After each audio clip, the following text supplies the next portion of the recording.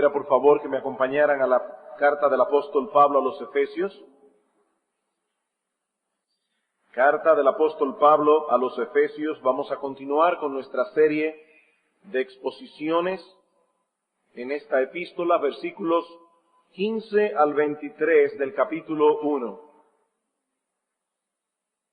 Dice el apóstol Pablo: por esta causa también yo, habiendo oído de vuestra fe en el Señor Jesús y de vuestro amor para con todos los santos, no ceso de dar gracias por vosotros, haciendo memoria de vosotros en mis oraciones, para que el Dios de nuestro Señor Jesucristo, el Padre de gloria, os dé espíritu de sabiduría y de revelación en el conocimiento de Él, alumbrando los ojos de vuestro entendimiento, para que sepáis cuál es la esperanza que Él os ha llamado, y cuáles las riquezas de la gloria de su herencia en los santos, y cuál la supereminente grandeza de su poder para con nosotros los que creemos, según la operación del poder de su fuerza, la cual operó en Cristo, resucitándole de los muertos y sentándole a su diestra en los lugares celestiales, sobre todo principado y autoridad y poder y señorío, y sobre todo nombre que se nombra, no solo en este siglo, sino también en el venidero. Y sometió todas las cosas bajo sus pies, y lo dio por cabeza sobre todas las cosas a la Iglesia, la cual es su cuerpo, la plenitud de aquel que todo lo llena en todo. Alguien dijo una vez con mucha razón que las oraciones de una persona son un reflejo de su vida interior. Las oraciones de un creyente evidencian como pocas cosas pueden hacerlo, qué es en realidad lo que le preocupa y le consume, cuáles son sus prioridades, hacia dónde más decididamente se inclinan sus afectos y emociones. Por eso resulta tan provechoso estudiar las oraciones que aparecen en la Biblia, porque ellas son un medio para introducirnos en el corazón mismo de aquellos hombres de Dios que las pronunciaron. Y eso es lo que tenemos aquí en esta oración del apóstol Pablo por los Efesios, una especie de ventana a través de la cual podemos mirar en el interior de este siervo de Dios. Este es un pasaje de donde podemos extraer un caudal de enseñanza doctrinal y práctica. Esta oración contiene dos aspectos que podemos identificar fácilmente. En los versículos 15 al 16, Pablo da gracias al Dios soberano por la obra que estaba haciendo en esta iglesia conforme a sus propósitos eternos. Y en los versículos 17 al 23 encontramos las peticiones que Pablo eleva a este Dios soberano a favor de estos creyentes. Pablo da gracias, Pablo intercede. Eso es básicamente lo que tenemos aquí y lo que espero considerar con ustedes en esta mañana con la ayuda de nuestro Dios. Veamos, hermanos, en primer lugar, las acciones de gracias que el apóstol Pablo eleva a Dios por esta iglesia. Versículos 15 al 16. Por esta causa también yo, habiendo oído de vuestra fe en el Señor Jesús y de vuestro amor para con todos los santos, no ceso de dar gracias por vosotros. Como vimos el domingo pasado, esta oración del apóstol Pablo es motivada por su reflexión en las bendiciones espirituales que Dios ha derramado soberanamente sobre su pueblo. En los versículos 3 al 14, Pablo ha declarado que Dios nos ha escogido para salvación desde antes de la fundación del mundo. Y conforme a esa elección, nos ha bendecido con toda bendición espiritual en los lugares celestiales. Y eso es precisamente lo que motiva a Pablo a elevar estas acciones de gracias delante de Dios, sumado al buen reporte que había recibido de esta iglesia. Por esta causa, dice Pablo, por cuanto Dios los ha escogido para bendecirles, ahora que escucho de vuestra fe en el Señor Jesús, ahora que oigo del amor que manifiestan a todos los santos, yo no ceso de dar gracias por vosotros. Las personas que visitaban a Pablo en su encarcelamiento en Roma les reportaban acerca del progreso del Evangelio en otros lugares. Este seguía siendo el principal interés del apóstol, aún a pesar de la difícil condición en la que él se encontraba en esos momentos. El estado de las iglesias, el progreso del Evangelio, el avance del reino de Cristo, esa era su preocupación. Y los reportes que él estaba recibiendo sobre estos creyentes de Éfeso eran muy buenos. Pablo escuchaba de la fe que estos hermanos tenían en el Señor Jesús, de cómo evidenciaban a través de sus frutos que Cristo era el objeto de su confianza. En Él descansaban para la salvación de sus almas y también para conocer su voluntad para la dirección de Dios en sus vidas. Estos hombres y mujeres oyeron el Evangelio, creyeron en el Evangelio, y esa fe era evidente para aquellos que visitaban la iglesia. Pero Pablo escuchaba también del amor que estos hermanos se manifestaban unos a otros. Un amor que abarcaba a todos los miembros de la congregación. El amor de ellos era para con todos los santos. Mis queridos hermanos, y esto es pertinente aclararlo sobre todo en una iglesia de este tamaño, no hay nada de malo en tener amigos en la iglesia. Amigos que serán más cercanos que otros miembros de la iglesia. Cristo tenía amigos entre sus discípulos y Él fue sin pecado. Pero todos los miembros del cuerpo de Cristo deben beneficiarse de nuestro servicio, de nuestras oraciones, de nuestras exhortaciones y estímulos, sean del grupo cercano a nosotros o no. Algunas personas dicen, en la iglesia hay grupismo. Yo no sé exactamente qué es lo que significa eso, porque yo puedo tener amigos en la iglesia. Cristo tenía amigos cercanos, pero Cristo les servía a todos. Cristo tenía interés por todos. Y ese era el amor que los efesios manifestaban, un amor por todos los santos. La palabra amor que Pablo usa aquí señala la acción de una persona que busca a otra para hacerle bien. Ese es el amor del que Pablo está hablando así. Y ese amor es presentado en la Escritura como una virtud que es esencialmente unida con la fe. Esencialmente unida con la fe. La fe obra por el amor, dice Pablo en Gálatas capítulo 5, versículo 6. Mis hermanos, es imposible que nosotros amemos a Dios, como cantábamos hace un momento, amamos a Cristo.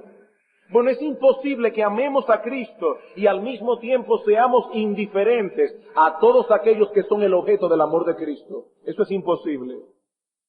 En su primera epístola, Juan nos advierte que si alguno dice, yo amo a Dios y aborrece a su hermano, es un mentiroso. Pues el que no ama a su hermano, a quien ha visto, ¿cómo puede amar a Dios? A quien no ha visto. Y nosotros tenemos este mandamiento de Él, el que ama a Dios, ame también a su hermano. Primera de Juan 5:20. La fe y el amor caminan juntos, van de la mano el uno con el otro en la vida del creyente. Por eso dice Santiago en el capítulo 2 de su epístola que la fe se manifiesta a través de obras concretas de amor. Tú tienes fe, déjame verla por tus obras. Obras concretas de amor, de misericordia hacia los hermanos. Donde ese amor no está presente, tenemos razones poderosas para pensar que la fe tampoco lo está. No hay amor, no hay fe. No hay fe. Ahora, en el caso particular de los creyentes de Éfeso, era obvio que estos hermanos estaban creciendo en piedad. Los frutos de la fe estaban siendo claramente evidenciados, sobre todo a través del amor.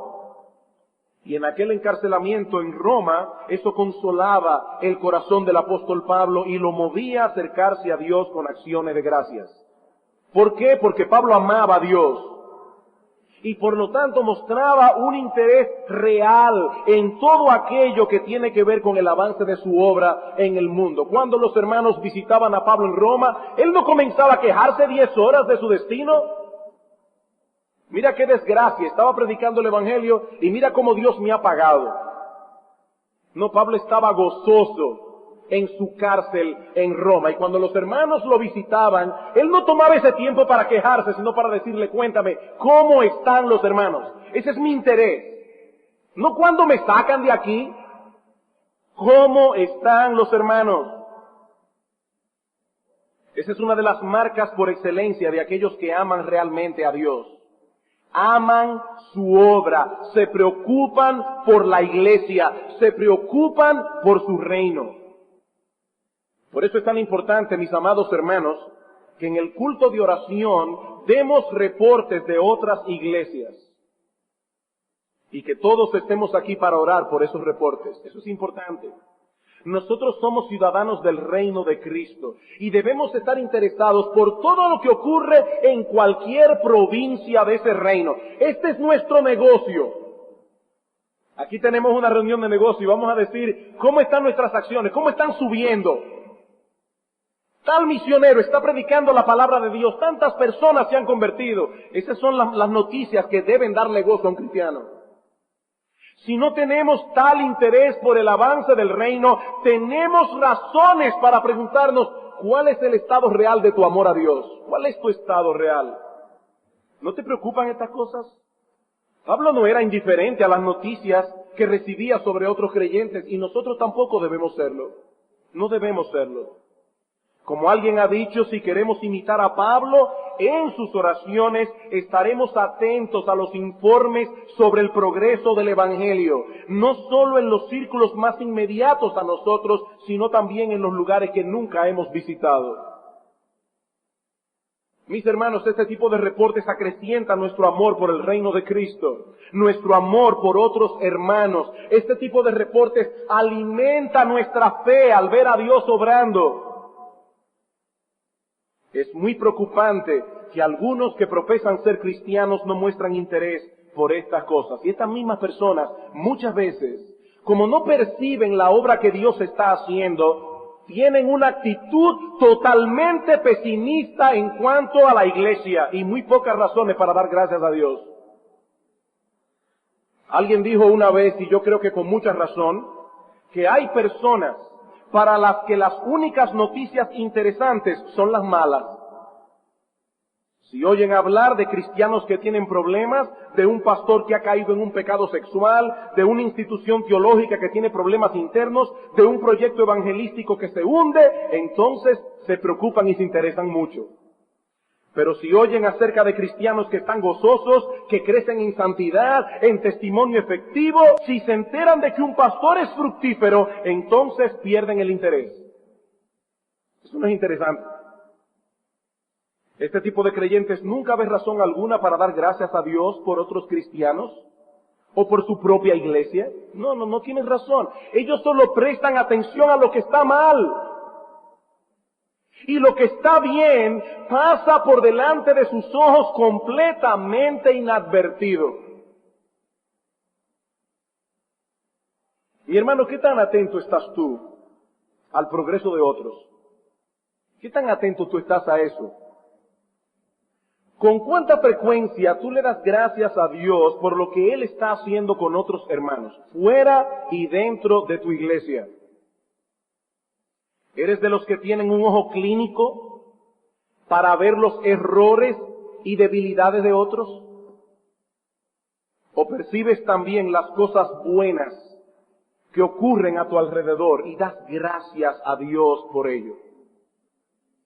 ¿Qué tanto interés muestras por estar aquí cuando reportes y cartas sobre otros ministerios son compartidas aquí, para orar por esos ministerios, para orar por esas iglesias? ¿Qué tanto interés tú muestras por estar aquí? Ahora, noten algo más en nuestro texto. Pablo no solo dio gracias a Dios por el crecimiento espiritual de estos hermanos, y eso fue algo que me llamó poderosamente la atención. Pablo no solo daba gracias a Dios allá en su cárcel en Roma, en privado, por el crecimiento de estos hermanos, sino que así se lo hace saber a ellos en su carta. Así se lo hace saber. Yo doy gracias a Dios por vosotros, Efesios. Al oír de vuestra fe, al oír de vuestro amor, yo quiero que ustedes sepan que yo doy gracias a Dios por ustedes. Pablo reconocía a Dios como el dador de todo bien y por eso le daba gracias. Pero al mismo tiempo alentaba a estos hermanos al darles a conocer en su carta que él daba gracias a Dios por ellos. La acción de gracias va destinada a Dios, no a los efesios. Pablo no le daba gracias a los efesios, le daba gracias a Dios. Pero lo puso por escrito en su carta para estimular a estos hermanos, para estimularles. Y hermanos, eso debe ser para nosotros también una tremenda lección espiritual. Si bien es cierto que debemos cuidarnos de la actitud lisonjera y alabanciosa de aquellos que van por ahí exaltando a todo el mundo, como si estuvieran tratando de ganar un concurso de popularidad. ¡Fantástico! ¡Maravilloso! ¡Bien hecho! Parecen políticos. Si bien es cierto que nosotros debemos evitar esa actitud, hermanos, también es cierto que debemos cuidarnos de la actitud contraria, la de aquellos que nunca o casi nunca tienen nada bueno que decir, la de aquellos que nunca o casi nunca alientan a otros por sus esfuerzos y progresos. Ese es el otro extremo. Donald Carson, en su libro sobre las oraciones de Pablo, habla de ciertas personas que están tan convencidas, y cito, tan convencidas de que al final Dios es el único digno de toda alabanza, que rara vez nos agradecen algo, y si lo hacen, solo a regañadientes. Reconocen acertadamente que todo lo bueno que somos o hacemos tienen su origen final en la mano de nuestro Padre Celestial llena de gracia. Y así concluyen erróneamente que no debe darse ningún tipo de ánimo a los que son meros mediadores de esa gracia divina. Estas personas creen aparentemente que esa alabanza se nos podría subir a la cabeza y acrecentar nuestra importancia, lo cual podría resultar peligroso para nuestra vida espiritual. Por lo tanto, son rápidos para criticar, rápidos para discernir lo que no está bien en la iglesia. Y donde quieran que esas personas pasan, dejan una estela de desánimo, porque todo el que los oye piensa que las cosas se están cayendo en pedazos. Una estela de desánimo, todo está mal, nada está bien. Es obvio, hermanos, que Pablo no pensaba de ese modo. Pablo no pensaba de ese modo, por eso continuamente expresaba en sus cartas las razones por las cuales daba gracias a Dios. Hasta por los corintios, Pablo dio gracias a Dios. Una iglesia llena de problemas. Hasta por los corintios. Yo doy gracias a Dios por vosotros. Así Dios recibe la gloria y nosotros el estímulo. Dios recibe la gloria y nosotros el estímulo. Amados hermanos, hay creyentes en medio nuestro que han sido usados grandemente por Dios para bendecirnos. Hermanos, yo debo confesar que muchas veces he tenido visitas pastorales, supervisión pastoral, donde yo he salido avergonzado con hermanos de esta iglesia que me animan a seguir adelante, hermanos que me son de testimonio a mí como cristiano. Tú no los conoces porque están aquí en medio nuestro, y son motivos de gran bendición para esta iglesia. Y hermano querido, en vez de concentrarnos únicamente en lo que está mal, miremos también a esos hermanos, demos gracias a Dios por ellos y digámoselo para que ellos se alienten a seguir corriendo la carrera con paciencia. Animémoslos para que sigan siendo un instrumento de bendición como lo han sido hasta ahora. Animemos a estos hermanos como lo hace Pablo aquí. Yo doy gracias a Dios por vosotros, Efesios. Así como nosotros los pastores damos gracias a Dios por esta iglesia. Hay debilidades en esta iglesia y no lo sabremos nosotros, que estamos lidiando con esas debilidades todo el tiempo. Pero también tenemos razones poderosas para decir, Ebenezer, hasta aquí nos ha ayudado Dios y el Espíritu Santo se está moviendo en medio de esta congregación. Si tú no lo estás viendo, no es porque no es así. Echemos fuera, hermanos, ese espíritu hipercrítico y aprendamos a alabar a Dios por su gracia y por sus bendiciones en medio nuestro. Y acerquémonos a los hermanos que están siendo motivos de bendición y digamos, hermano, yo quiero que tú sepas que tú has sido un instrumento de Dios en mi vida para bendecirme a mí. Es que se puede enorgullecer, pastor. Déjele eso a Dios. Usted cumpla con lo que la palabra de Dios enseña. Déjele eso a Dios. Déjele que él luche con eso en su alma. Pero déle usted gracias a Dios y hágaselo saber a los hermanos. Que eso anima. Eso anima. ¿Sabían ustedes que hay bancos que han quebrado? Porque hay personas que de repente comienzan a esparcir rumores de que ese banco no tiene fondos. Y el banco tenía fondos, pero los rumores terminaron con los fondos, porque la gente comienza a sacar sus fondos. Hay iglesias que se destruyen, porque hay personas que se dan a la tarea de ir por todos los miembros a decirle que la iglesia está mal. Y por supuesto ellos son un instrumento del diablo para hacer que la iglesia esté mal. Démosle gracias a Dios y no seamos ciegos de las grandes cosas que Dios ha hecho en medio nuestro. Que hay áreas en las que tenemos que crecer. Yo quiero saber cuál iglesia no la tiene. Y así tendremos que seguir luchando hasta que lleguemos a las puertas de perla del cielo. No todos los hermanos tienen el mismo nivel de madurez, no todos dan fruto a 100 por uno, algunos es a 30, otros es a 60, eso es verdad. Pero están dando fruto. Demos gracias a Dios por eso. Pero Pablo no se limita a dar gracias a Dios por estos hermanos, sino que también pide por ellos. Pide por ellos. En los versículos 17 al 23 vemos las intercesiones que Pablo trae ante el Dios soberano en favor de los efesios. Dice en el versículo 16, en la mitad, haciendo memoria de vosotros en mis oraciones, para que el Dios de nuestro Señor Jesucristo, el Padre de gloria, os dé espíritu de sabiduría y de revelación en el conocimiento de Él, alumbrando los ojos de vuestro entendimiento para que sepáis. Para que sepáis. Noten la persona a quien Pablo dirige su oración.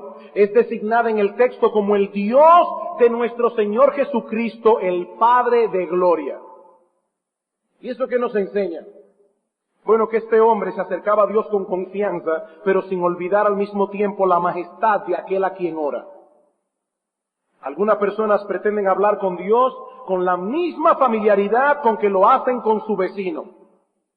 Pero nuestro Dios es el Padre de gloria, es el Padre al que pertenece la gloria, cuyos atributos le revelan como un Dios glorioso, sublime, lleno de majestad. Hermanos, no es lo mismo acercarnos a Dios con la confianza de un hijo que ser confianzudo. No es lo mismo.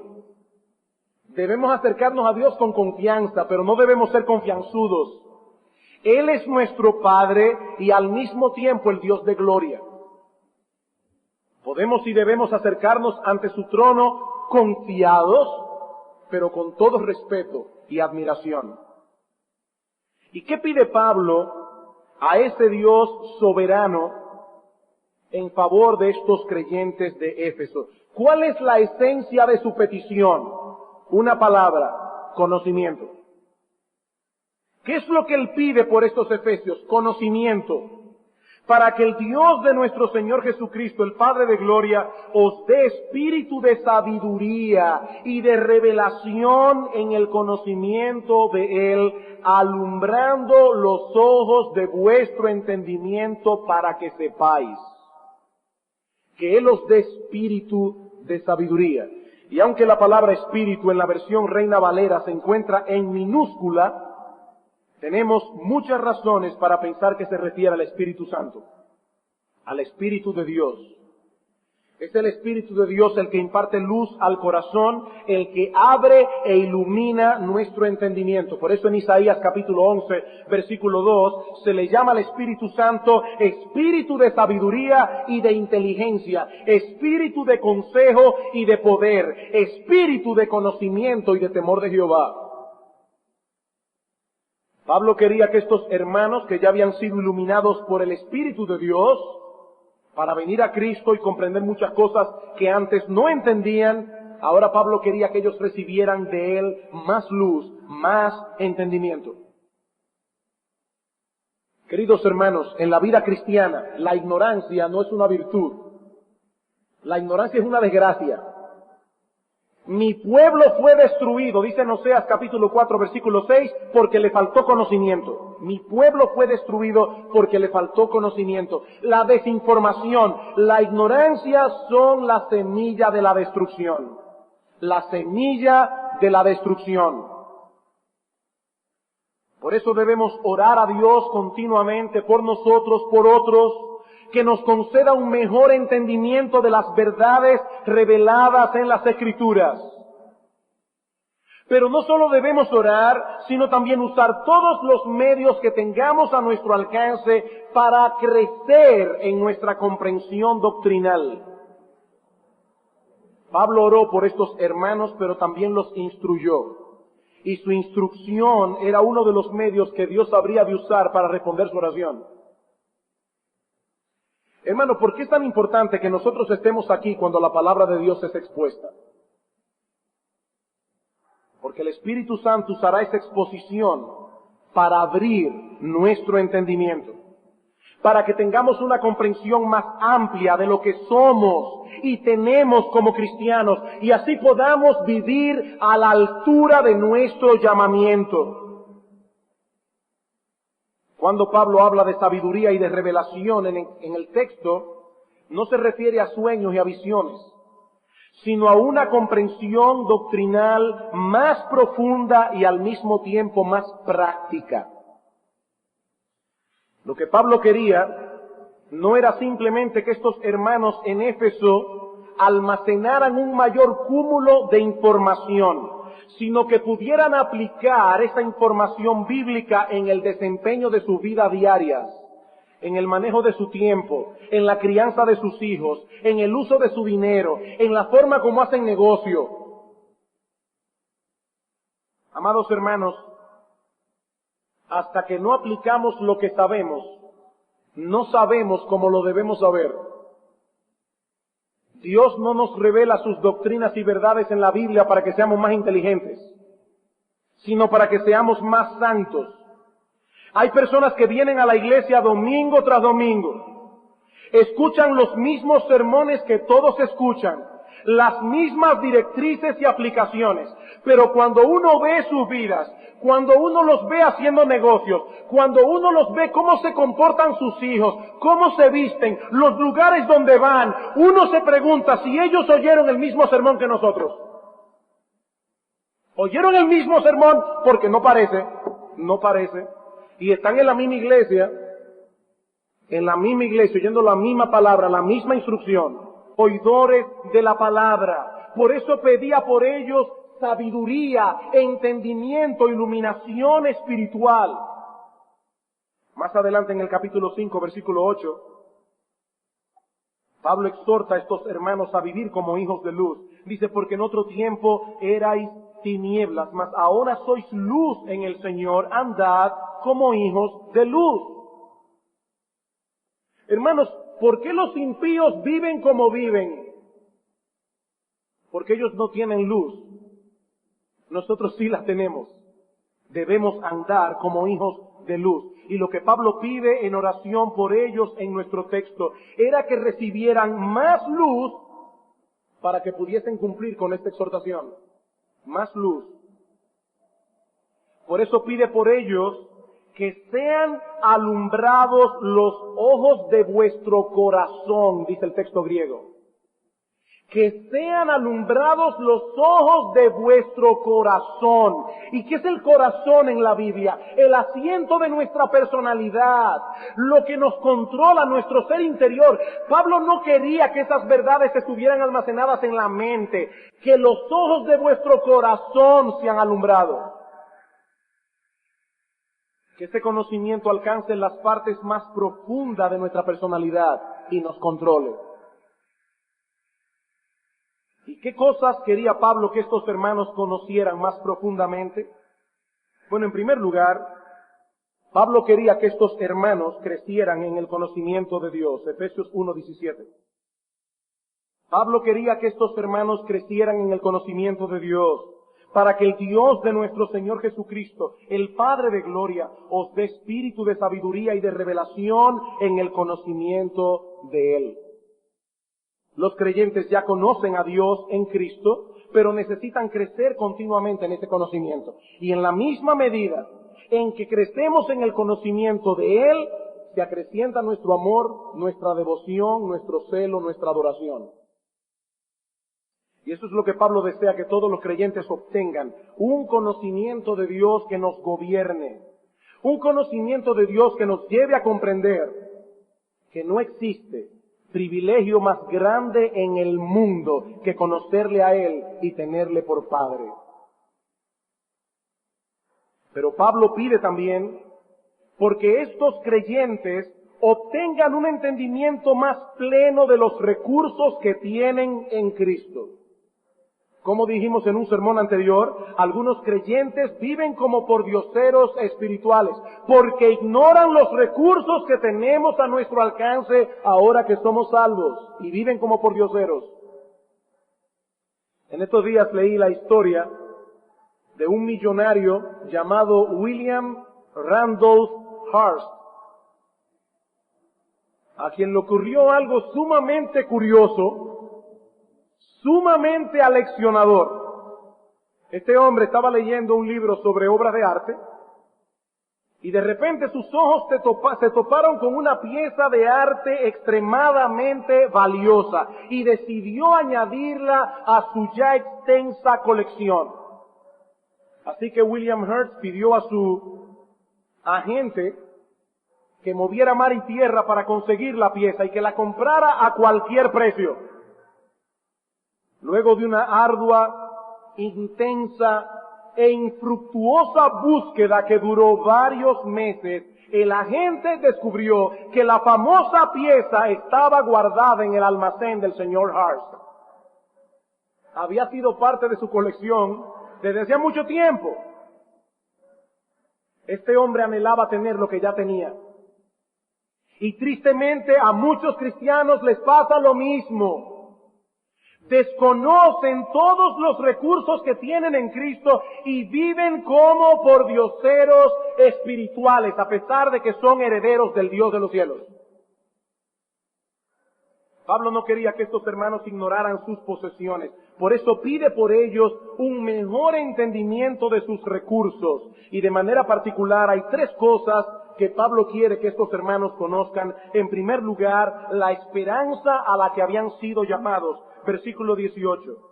Alumbrando los ojos de vuestro entendimiento para que sepáis cuál es la esperanza a que Él os ha llamado. Queridos hermanos, en un mundo que no tiene esperanza alguna, nuestro Dios nos ha llamado para que tengamos una esperanza, para que vivamos por esa esperanza. Los incrédulos no tienen razón para mirar hacia el mañana con expectativa, pero nosotros sí. Pablo dice en Romanos capítulo 5 versículo 2 que nosotros los creyentes nos gloriamos en la esperanza de la gloria de Dios. Podemos gloriarnos en eso, la esperanza de la gloria de Dios. Esperamos con certeza todo aquello que Dios ha reservado para nosotros, porque es imposible, mis hermanos, que el plan de Dios sea frustrado. Eso es imposible. Nuestra esperanza es ciertísima. Tan cierto como que mañana habrá sol, así de cierto es que algún día reinaremos con Cristo y ya no habrá más llanto, ni clamor, ni dolor. Y lo que Pablo pide en oración por estos creyentes es que puedan experimentar la consolación de esa esperanza. El coraje que esa esperanza imparte al corazón, aún en medio de las circunstancias más adversas. Nosotros sabemos que el futuro que nos espera es glorioso, eso lo sabemos. Pero debemos pedir a Dios en oración que nos conceda, como dice Hendrickson, una expectación confiada, una espera paciente del cumplimiento de las promesas de Dios, una absoluta confianza centrada en Cristo de que tales promesas serán sin duda alguna cumplidas. Eso es lo que Pablo pide aquí. Debemos pedirle esto a Dios en oración, por nosotros y por todos nuestros hermanos en la fe, que están pasando por las mismas vicisitudes que nosotros estamos pasando. Mis hermanos, cuando esa esperanza no controla nuestros pensamientos, las aflicciones de esta vida se tornan cargas inmensamente pesadas, se opaca el gozo de nuestra salvación, disminuyen nuestras fuerzas, se debilita nuestro servicio y el mundo comienza a ser extremadamente atractivo. Pero Pablo pide también en oración que estos hermanos conozcan más ampliamente, versículo 18, no solo la esperanza que Él los ha llamado, sino también cuáles las riquezas de la gloria de su herencia en los santos. ¿Cuáles las riquezas de la gloria de su herencia en los santos? El Dios de los cielos, el dueño absoluto de todo cuanto existe, nos adoptó como sus hijos y nos hizo de ese modo coherederos con su Hijo Jesucristo. Y lo que Pablo pide por estos creyentes, hermanos, noten bien, lo que Pablo pide por estos creyentes no es que conocieran el hecho de que tenían una herencia, sino cuán rica y gloriosa era. Ellos ya sabían que tenían una herencia. Lo que Pablo pide es que ellos conozcan cuán rica y gloriosa esa herencia es, las riquezas de la gloria de su herencia. Eso es lo que Pablo quiere que estos cristianos conozcan. Pablo estaba ansioso porque estos hermanos pudiesen aquilatar la magnificencia y la gloria y esplendor de todo lo que Dios les tenía reservado. Mi hermano querido, tú y yo necesitamos ese entendimiento. Necesitamos urgentemente ese entendimiento. Y necesitamos poner esta herencia gloriosa y rica delante de nuestros ojos, de tal manera que podamos vivir en este mundo no viendo las cosas que se ven, sino las que no se ven, porque las cosas que se ven son temporales, las que no se ven son eternas. Pero en tercer lugar, Pablo quiere que estos hermanos conozcan también la esperanza, las riquezas de la herencia. En tercer lugar, el poder que está disponible para ellos. El poder que está disponible para ellos. Hasta aquí puede ser que algunos creyentes estén pensando, bueno, pastor, todo esto está muy bien, tengo una esperanza cierta, una herencia gloriosa, pero cuando yo me enfrento con las adversidades de la vida, cuando tengo que luchar con las seducciones del mundo, qué difícil resulta para mí llevar estas verdades al terreno de la práctica y vivir como un ciudadano del cielo. Pastor, ¿cómo puedo yo vivir a la altura de lo que soy como cristiano? La respuesta de Pablo, por el poder de Dios. Por el poder de Dios que está disponible para nosotros los que creemos. Y es obvio, hermanos, que Pablo quería que estos hermanos y nosotros también comprendiéramos que el todopoderoso poder de Dios está a nuestra disposición. Noten cómo Pablo multiplica los calificativos en este texto, versículo 19. para que sepáis cuál es la esperanza, cuáles las riquezas y cuál la supereminente grandeza de su poder para con nosotros los que creemos según la operación del poder de su fuerza. Dice Pablo aquí, este poder ya obró en nosotros. Nosotros creemos por ese poder. Eso es lo que Pablo dice en el texto. Si el poder de Dios no hubiese actuado ya en nuestras vidas, nosotros estaríamos en tinieblas, estaríamos alejados de Dios y de sus caminos. Hermanos, nosotros creemos porque ese poder de Dios ya actuó en nuestras vidas. Ahora, lo que Pablo está diciendo es, ese mismo poder que nos trajo a la fe, ese mismo poder nos ayuda a vivir a la altura de nuestro llamamiento. Algo similar, una oración similar la encontramos en Colosenses capítulo 1.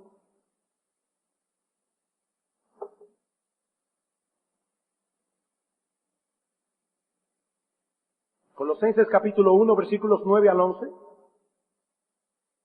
Dice Pablo aquí, por lo cual también nosotros, desde el día que lo oímos, no cesamos de orar por vosotros y de pedir que seáis llenos del conocimiento de su voluntad. Noten cómo Pablo está interesado en el conocimiento, en toda sabiduría e inteligencia espiritual. ¿Para qué? Oh pastor, para tener una iglesia llena de teólogos. No, para que andéis como es digno del Señor, agradándole en todo, llevando fruto en toda buena obra y creciendo en el conocimiento de Dios, fortalecidos con todo poder, conforme a la potencia de su gloria, para toda paciencia y longanimidad, con gozo dando gracias al Padre. Hoy día hay grupos de cristianos que viven hablando del poder de Dios. El poder de Dios para sanar. El poder de Dios para hacer milagros. El poder de Dios para esto o aquello. Hermanos, el apóstol Pablo habla aquí del poder de Dios para toda paciencia y longanimidad. Nosotros necesitamos el poder de Dios, no para ver a los cojos andar y a los ciegos ver. Necesitamos el poder de Dios para poder mantenernos en medio de las presiones y adversidades de la vida, para poder vivir como cristianos, como ciudadanos del cielo en este mundo en el que estamos. Y Pablo dice, yo le oro a Dios que los fortalezca con todo poder para que eso sea posible. El poder de Dios para que podamos vivir como cristianos. Mi hermano querido, no hay razón para que nosotros los creyentes tengamos vidas espirituales mediocres. No hay razón. Sí, ciertamente somos muy débiles. En nuestras propias fuerzas somos menos que nada. Pero todo lo podemos en Cristo que nos fortalece. Todo lo podemos en Cristo que nos fortalece. Hermanos, nosotros podemos vivir como cristianos en este mundo. Nosotros podemos mostrar que somos ciudadanos del cielo, siempre que nos amparemos en el omnipotente poder de Dios. Y para que tengamos una idea aproximada de la naturaleza de este poder, Pablo usa dos ilustraciones en el texto. ¿Qué tan grande es este poder? Bueno, en primer lugar, este fue el poder, versículo 20, que operó en Cristo resucitándole de los muertos. ¿Qué tanto poder es el que Dios tiene disponible para nosotros? El mismo que levantó a Cristo de la tumba. Es ese poder, hermanos, que está a nuestra disposición. El poder que resucitó a Cristo de los muertos. Pablo quiere que estos creyentes obtengan una clara comprensión de la clase de poder que está disponible para nosotros. ¿Y qué ejemplo escogió? ¿El de la creación con todas las cosas maravillosas que la creación tiene? No, la resurrección de Cristo. La resurrección. ¿Por qué? Porque fue allí que Cristo venció la muerte. Porque fue allí que Cristo pagó por los pecados de su pueblo, y porque fue allí que Cristo aseguró la resurrección de todos aquellos que están unidos a Él por la fe. Era el mejor ejemplo. Así como Él resucitó, nosotros también resucitaremos. Así como Él venció el pecado, nosotros también podemos vencerlo. Hermanos, nadie puede impedir esta victoria de los creyentes sobre la muerte? Nadie. Bueno, pues de igual manera, ese poder vivificante que nos resucitará algún día, puede también sostenernos aquí y ahora para vivir en este mundo como ciudadanos del cielo. Ese poder de la resurrección puede hacer eso. Pero no solo eso, Pablo dice también que ese poder que obró en Cristo, resucitándole de los muertos, también lo sentó a la diestra de Dios en los lugares celestiales. Eso es una figura para mostrar la victoria del Salvador. Dios lo exaltó, por eso lo puso a su diestra, mostrando de ese modo que a Cristo se le ha conferido autoridad suprema sobre todas las cosas. Versículo 20. La cual operó en Cristo resucitándole de los muertos y sentándole a su diestra en los lugares celestiales, sobre todo principado y señorío y poder y autoridad y sobre todo nombre que se nombra, no solo en este siglo, sino también en el venidero, y sometió todas las cosas bajo sus pies.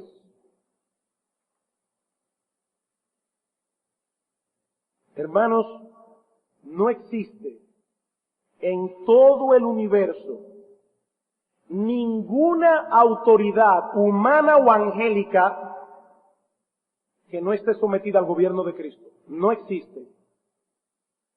Cristo fue exaltado hasta lo sumo, dice Pablo en Filipenses capítulo 2, versículo 9, y se le dio un nombre que es sobre todo nombre, y aunque muchos hoy ignoran y aún desprecian su autoridad, algún día tendrán que doblar sus rodillas ante Él y confesar con sus lenguas que Jesús es el Señor. Tendrán que hacerlo. Cristo es la autoridad suprema sobre todo el universo.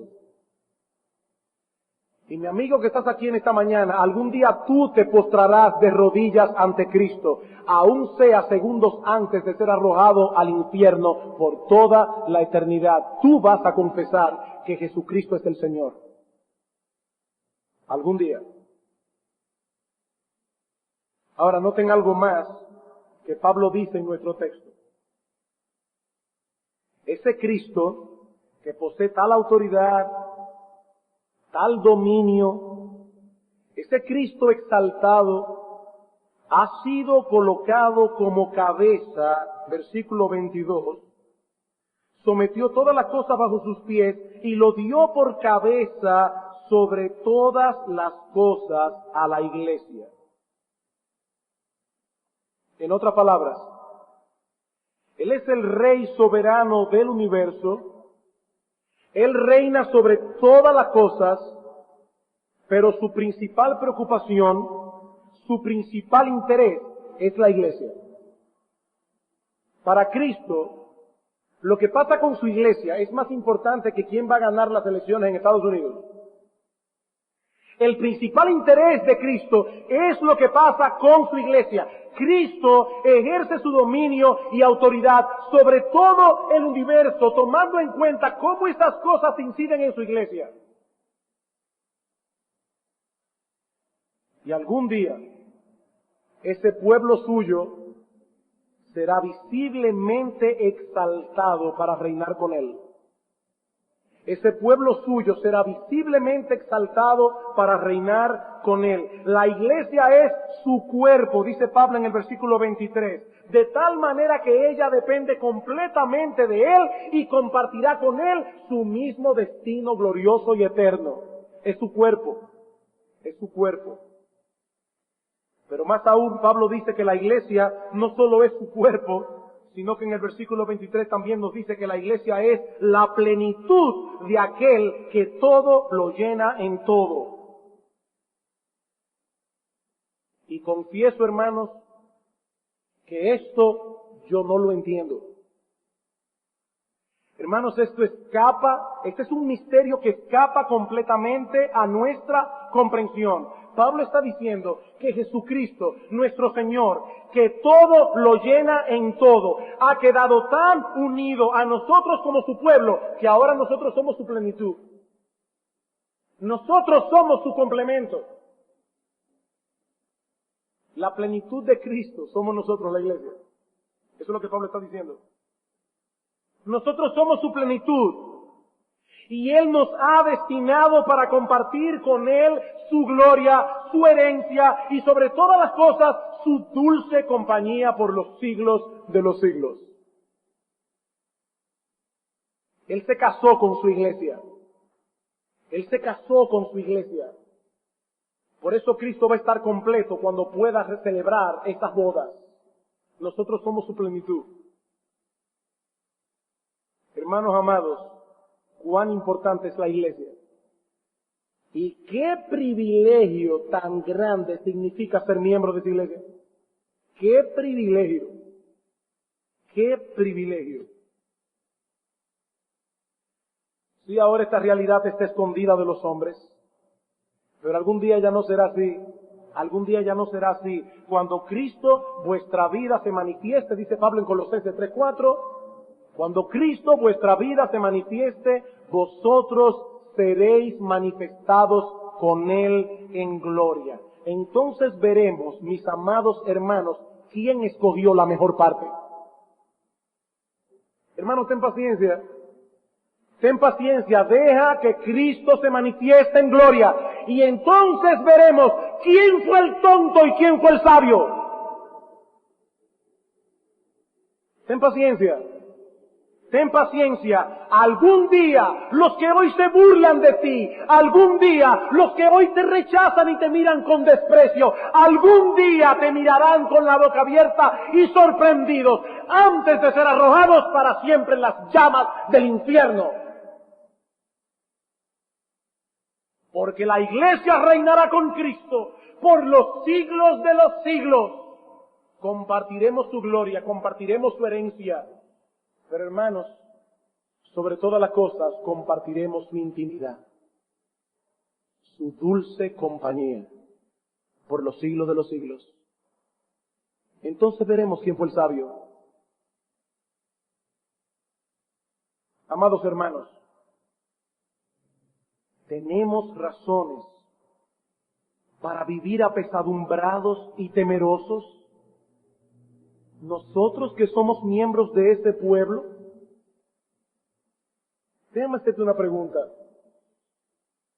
¿Somos nosotros dignos de lástima o más bien dignos de envidia? ¿Somos nosotros dignos de lástima o somos dignos de envidia? Bueno, de acuerdo a lo que Pablo está diciendo aquí, nosotros somos dignos de envidia. Claro que el impío no nos envidia ahora.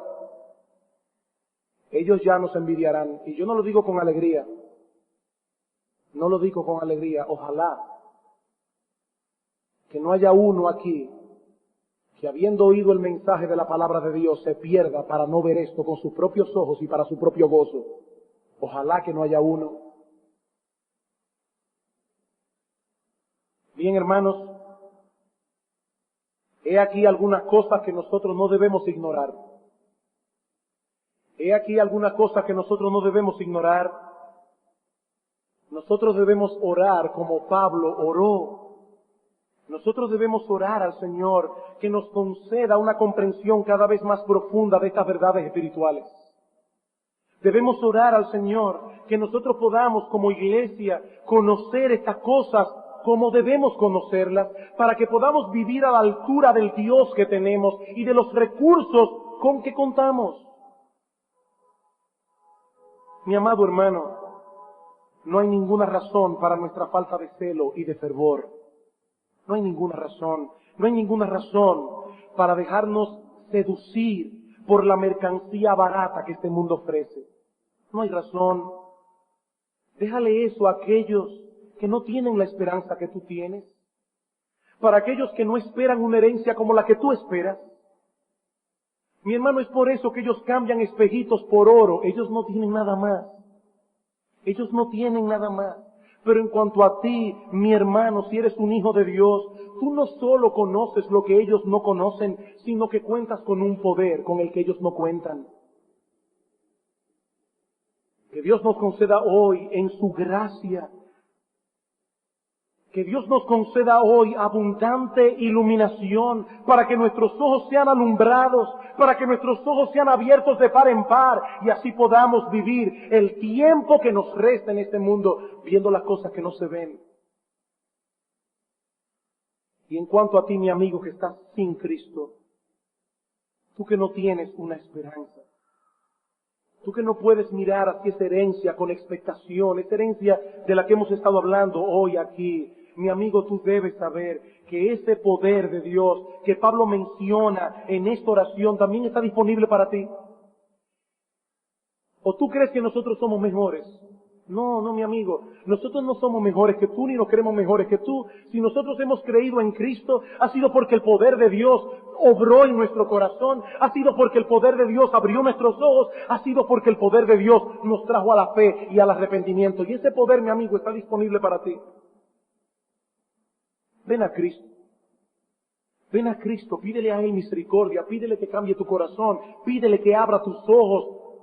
Ven a Cristo, pídele que cambie la disposición dominante de tu alma, que te tiene esclavizado a un mundo que perece. Pídele a Cristo que tenga misericordia de ti. Que su poder está disponible hoy. Él es un gran Salvador y Él puede dar arrepentimiento y perdón de pecados. Si me lo dio a mí, yo te aseguro que también te lo puede dar a ti. Es el mismo Cristo, es el mismo poder. Que Dios tenga misericordia.